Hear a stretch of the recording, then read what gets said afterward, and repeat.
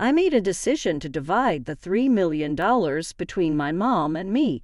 This decision came shortly after my father's funeral. Jack, after perusing the inheritance documents without seeking permission, remarked to me, "Kelly, don't be too greedy." Oh, finally I can quit my job. I have to thank that doddering old man. Doddering old man? Are you talking about my dad? I inadvertently blurted out. Disregarding my confusion, Jack and my mother-in-law enthusiastically discussed plans to buy a new car and go shopping. Faced with this unexpected turn of events, I could no longer contain my emotions. I was on the brink of exploding. Burdened with household chores, asked for money, and to top it off, they insulted my father. I didn't want to live with Jack and my mother-in-law anymore. Suppressing my anger, I forced a smile and replied, "Sure, feel free to use the money as you and my mother-in-law please. I am Kelly Cohen, a 38-year-old housewife working alongside my husband. My parents were doctors who ran a well-reputed clinic in our hometown. As an only child, I was showered with love. After graduating from the School of Pharmacy, I secured a job at a major pharmaceutical company. Although my parents were disappointed I didn't become a doctor, they respected my decision. 10 years ago, my mother unexpectedly died in an accident, leaving me and my father devastated. During those difficult times, Jack, then my boyfriend, supported me. We met through a mutual friend, and 2 years after my mother's passing, Jack proposed. Jack was an ordinary salaryman in the food and beverage industry. Despite earning significantly more, I believed we could overcome any difficulty and be a happy couple. My father was overjoyed when I told him about our engagement. "I've heard how Jack supported you, Kelly. Thank you so much. Please continue to take care of her," he said. Facing my father, Jack stood straight and promised, "I will make her happy." Standing next to Jack, I was enveloped in feelings of happiness. The following week, we went to Jack's family home to announce our marriage. His mother, with flashy makeup and divorced from Jack's father, evaluated me rudely. "Marriage, huh? You're Jack's choice, are you? Isn't she a plain choice for you? And she's older, right? Wouldn't a younger and prettier girl be better for you?" Jack quickly retorted, "Mom, you know, in pharmaceuticals, right? Kelly works there. Her father is a doctor and runs his practice." I expected Jack to praise my character, but instead he emphasized the financial advantages. Hearing this, his mother's expression changed to one of satisfaction. "Oh, Jack, you should have told me such important things earlier. That changes everything. I happily approve of the marriage. Nice to meet you, Kelly." "Thank you." After gaining approval for our marriage from Jack's mother, Jack was overjoyed. However, I couldn't shake off a sense of unease, despite things going smoothly and our decision to get married. When we were about to register our marriage, my father, a doctor and real estate investor, gifted me an apartment in a luxury building in New York City. "Dad has given me this apartment as a wedding gift, but it's our new home. Let's live here happily and peacefully together," I told Jack. Jack smiled happily, and thus our married life began. However, after getting married, I realized something unsettling. Jack, who had lived with his parents until then, was almost incapable of doing household chores. He couldn't cook, didn't know how to use the washing machine, and showed no interest in learning. He would leave his garbage scattered around, not bothering to throw it away. While I wanted to diligently share household responsibilities, Jack's careless attitude increased my dissatisfaction. In the first year of marriage, I took on all the household responsibilities, despite some complaints, given that we were still in the honeymoon phase. But with the exhaustion from work and struggling to keep up with chores, I reached my limit. In our second year, I decided to have a serious talk with Jack about sharing household duties. I bravely expressed my dissatisfaction. To my dismay, Jack responded without gratitude or reflection, saying, "I'm tired from work too. You're much better at chores than I am. It's better if you do them since I'm not good at it." Dismissed just like that, Jack hardly helped with the chores, and I continued to bear the brunt of our household responsibilities. But that wasn't the only problem. After marrying Jack, I discovered his mother also had some peculiar ideas. Jack wasn't very interested in seasonal events, so I decided to send a quality scarf and carnations to his mother for Mother's Day. Despite choosing a nice scarf from a department store, his mother called me sounding displeased. She criticized the scarf, saying it wasn't from a famous brand and was absurd to send such a no-name item. I tried to explain its quality, but she wouldn't listen, insisting she wanted items from a very famous luxury brand. Stunned, I reported this to Jack when he returned home, but instead of empathizing, he said, "What? It's just being just. Do as she said." Jack didn't take my side, and from then on, we started giving her cash as she demanded. Moreover, by our 5th year of marriage, she began visiting our home frequently, always finding reasons to ask for money. Jack, without any complaints, would always smile and give money to his mother. Even though I had a job, Jack's income was limited and small, making our daily life just barely manageable. Desperation led me to dip into our savings to cut living expenses. Despite my frustrations, I knew Jack cherished his mother, and she was an important person to me, having supported me during tough times. She's the mother of someone important to me, and with that thought, I endured. Now, in our 8th year of marriage, I continue to handle all the household chores and keep giving money to my mother-in-law. One day, during this routine, my father, whom I hadn't seen in a while, unexpectedly called me. The story he shared during our rare meeting was shockingly unexpected.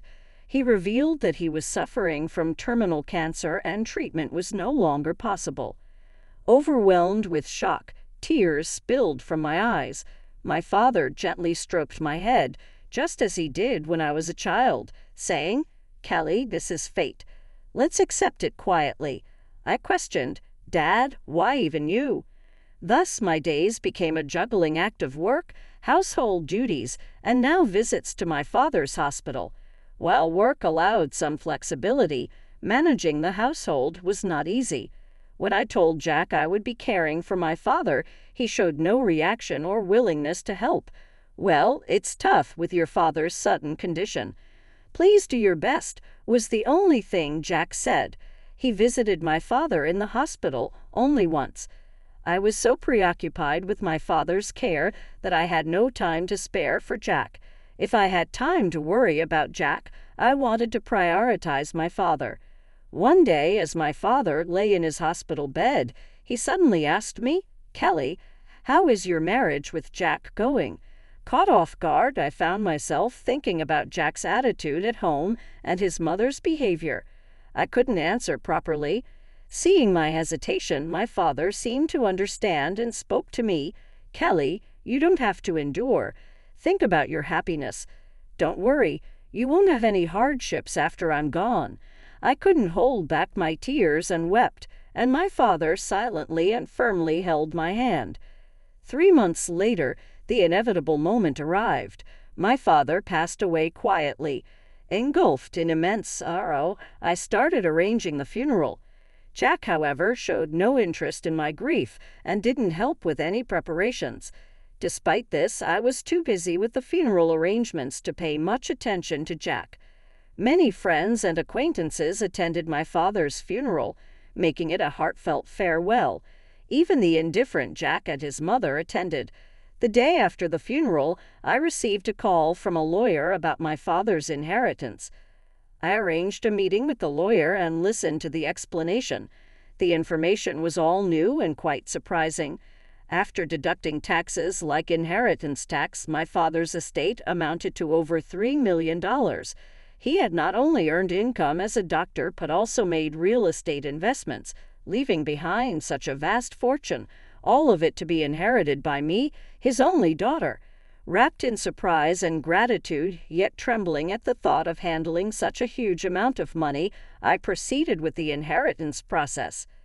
After returning home, I spread out the documents received from the lawyer on my desk, reading through them.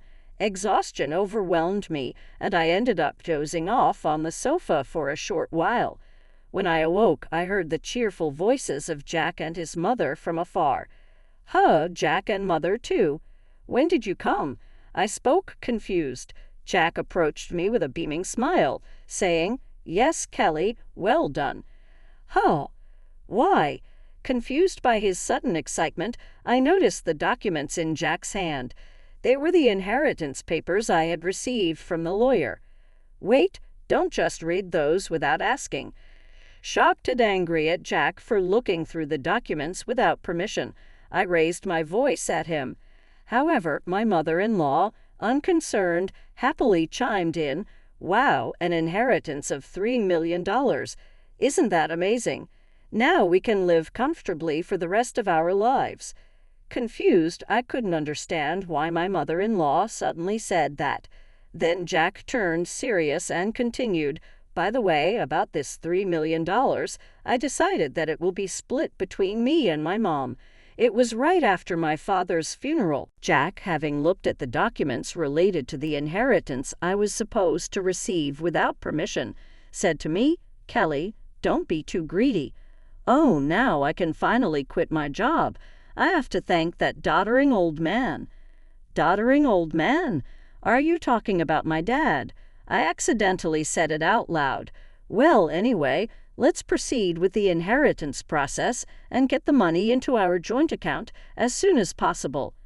Ignoring my confusion over this sudden turn of events, Jack and my mother-in-law were excitedly talking about buying a new car and shopping. At that moment, I couldn't hold back my emotions any longer. I was on the verge of exploding. Being burdened with household chores, asked for money, and to top it off, they insulted my father. While holding back my anger, I replied with a forced smile, "Sure, use the money. You and my mother-in-law, please." "As you wish." Hearing this, my mother-in-law, seemingly satisfied, said cheerfully, "That's the spirit, Kelly." Quick to agree. "Now, make sure you work hard and earn money. I don't want our savings to decrease, so work hard." I just nodded and pretended to listen to her selfish words. Afterward, Jack and my mother-in-law began living as if they had lost their minds, consuming money lavishly. Jack quickly quit his job, and my mother-in-law practically moved in with us, staying at our house constantly. They would leave in the morning, returning with luxury brand items they had splurged on. The 3-star restaurant we went to today wasn't as great as I expected. Yes, it was a bit underwhelming for us, the sophisticated ones. They had conversations as if they had become wealthy celebrities while dumping all the housework on me as if I were a maid. Jack seemed to think my father's inheritance would come through immediately. He carelessly withdrew money from our joint account, and my savings of $100,000 dwindled rapidly. When I protested their excessive spending, Jack just laughed it off. "What are you talking about? Isn't $3 million coming soon? Then this kind of spending is no big deal," he said. I warned him. I've already stopped it, but Jack completely ignored me. Then, a month later, Jack and my mother-in-law suddenly left for a trip to Hawaii. I wasn't invited and was left alone at home. After seeing them off, I decided to take action. About a week later, while I was relaxing at home, I heard a loud knock on the door, wondering what was happening. I glanced at the intercom monitor and saw Jack and my mother-in-law, both dressed in alava shirts, standing at the front door. "What do you want?" I asked calmly and coldly. With anger, Jack yelled, "What are you even talking about? Why won't the door open?" Seeing Jack and my mother-in-law confused as to why the door wouldn't open, I confidently answered through the intercom, "Well, I changed the locks on the door, so of course it won't open." "What? Why?" "Let's talk over this calmly at the nearby cafe." "Please go ahead. I'll join you shortly," I suggested. Jack and his mother, after shouting in front of the entrance, seemingly realized it was futile and soon headed to the cafe. Once I confirmed they had left, I made my way there. Arriving at the cafe, I saw Jack and his mother, who had arrived earlier, waiting in a state of fury. "Hey, what's this about? Did you change the locks?" "Hand over the new keys right now," Jack demanded. "There's no need for me to give you the new keys. You both need to leave that house," I calmly told Jack and his mother. Facing a visibly angry Jack, I presented a piece of paper. It was a divorce petition I had already filled out. "Divorce? You're serious about divorcing me?" His mother was equally shocked and bewildered. "Kelly, why has it come to this?" I spoke quietly to the two who were panicking and flustered. "By the way, you've been spending lavishly every day. Are you sure your finances are okay?" Jack retorted vehemently, spitting as he spoke. "Of course, it's fine. Your father's inheritance is coming, right? There should still be over $50,000 in our joint account. Look, I'll show you right now. Here it is," Jack said, taking out his smartphone and opening the banking app to check the account. At that moment, his expression changed abruptly. What's this? Why is the money gone? It was there just the other day," Jack said, panicked. Hearing Jack's words, his mother also hurriedly looked at her phone, her face showing confusion.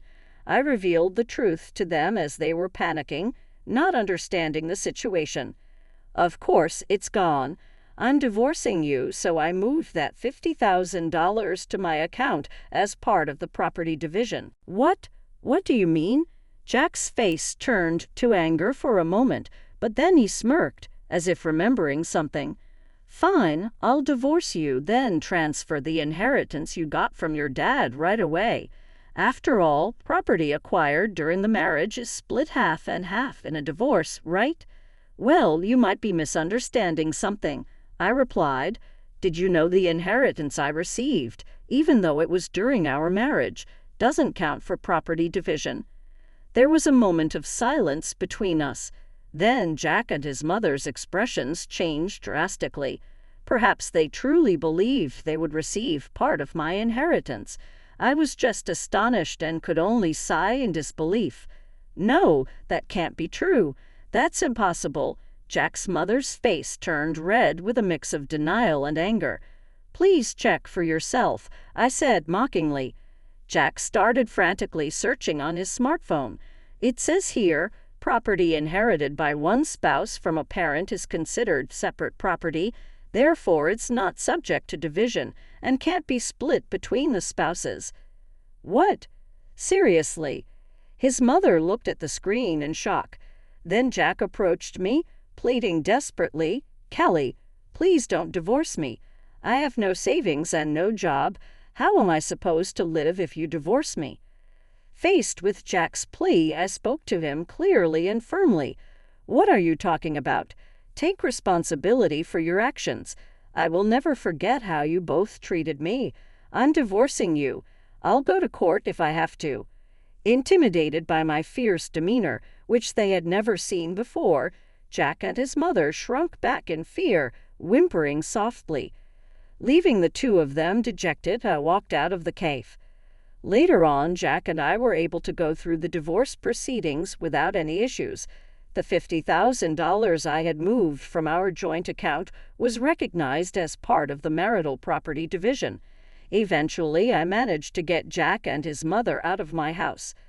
Jack, having already squandered the money from the property division, found himself penniless. Furthermore, he was overwhelmed with bills from the overseas trip and other expenses he had paid for with his credit card, quickly sinking into debt. Jack and his mother had to take on even more debt to make these payments, and they now live in a rundown apartment, working tirelessly every day to pay off their debts. The stark contrast to their former lavish lifestyle has been a huge shock for them. On the other hand, I sold a condo I used to share with Jack. I then moved into the apartment that used to belong to my father. I continue to work as before, but with the inheritance I received from my father, I am living a comfortable life financially, with gratitude to my late father in my heart. I want to start anew and cherish my life ahead. I aim to protect my happiness and spend my days peacefully.